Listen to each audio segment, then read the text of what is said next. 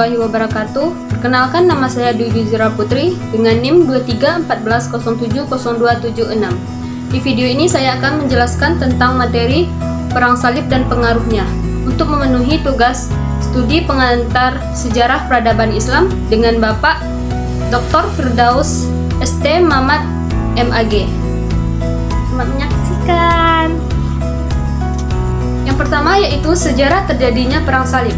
Perang Salib adalah serangkaian perang agama selama hampir 2 abad sebagai reaksi Kristen Eropa terhadap Islam Asia.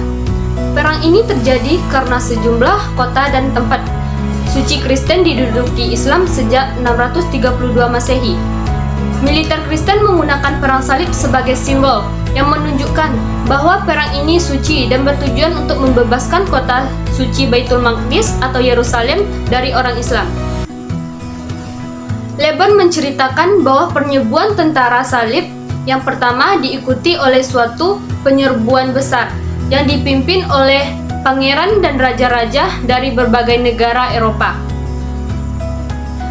Putri Kaisar Romawi menceritakan bahwa permainan yang paling digemari oleh tentara salib adalah membunuh anak-anak, mencincang-cincang, dan memanggangnya seperti sate. Belum puas dengan segala macam keganasan, siksaan, dan penyembelihan tersebut, mereka mengadakan muktamar.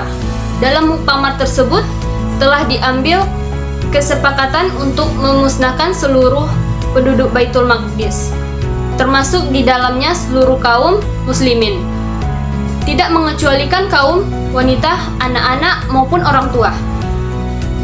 Di tengah-tengah perang yang kejam dan mengharukan tersebut, ada sebuah kisah yang menarik dan mengharukan yang hakikatnya menggambarkan betapa tinggi peradaban Islam pada saat itu. Pada Perang Salib ketiga, bertemulah raja sekaligus komandan perang. Masing-masing adalah Raja Salahuddin Al-Ayyubi dan Raja Richard I dari Inggris yang bergelar berhati singa, adalah komandan Perang Salib. Adapun yang menjadi latar belakang terjadinya Perang Salib adalah yang pertama yaitu fakta geografis tentang perbedaan antara timur dan barat, yang menjadi faktor penting terjadinya jika dibandingkan dengan pertentangan agama, suku bangsa, dan perbedaan bahasa. Kenyataannya, Perang Salib secara khusus menggambarkan reaksi orang Eropa terhadap Muslim di Asia yang telah menyerang dan menguasai wilayah Kristen sejak 632 Masehi.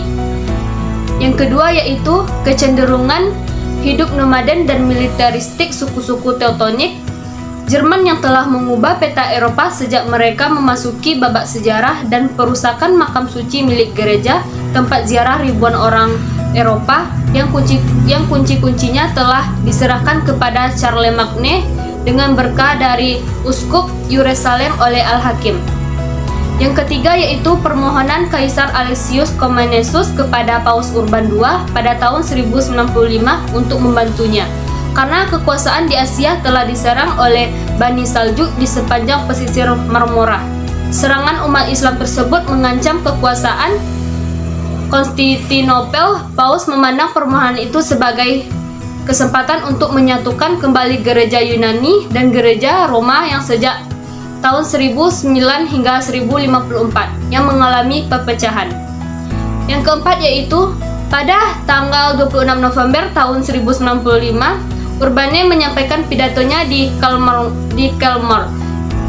Tenggara Perancis, yang memerintahkan orang-orang Kristen agar memasuki lingkungan makam suci, merebutnya dan menyerahkannya kembali kepada mereka.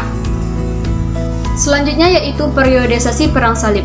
Pada periode pertama yaitu terjadinya jalinan kerjasama antara Kaisar Alexius dan Paus Urbanus II yang berhasil membangkitkan semangat umat Kristen.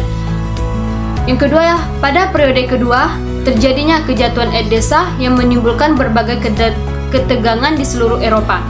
Dan yang ketiga, pada periode ketiga tersebut, terjadinya kegagalan tersebut membangkitkan gelombang protes orang Kristen. Dari yang terakhir yaitu pengaruh Perang Salib. Yang pertama, pengaruh Perang Salib bagi dunia Eropa. Pertama, Perang Salib menimbulkan beberapa akibat penting di sejarah dunia karena membawa Eropa ke dalam kontak langsung dengan dunia Islam. Yang kedua, menambah kepentingan Eropa di lapangan perniagaan dan perdagangan.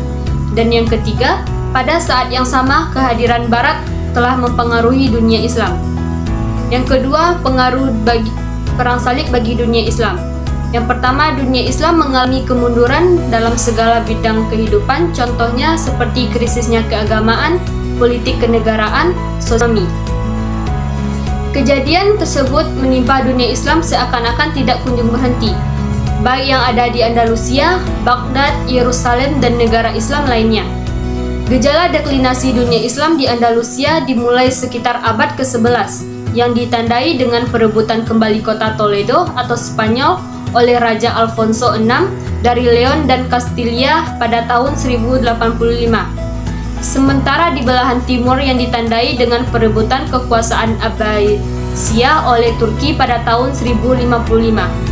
Dan yang kedua, kondisi kemunduran Islam semakin diperparah oleh bangsa-bangsa Eropa yang telah bangkit dari tidurnya.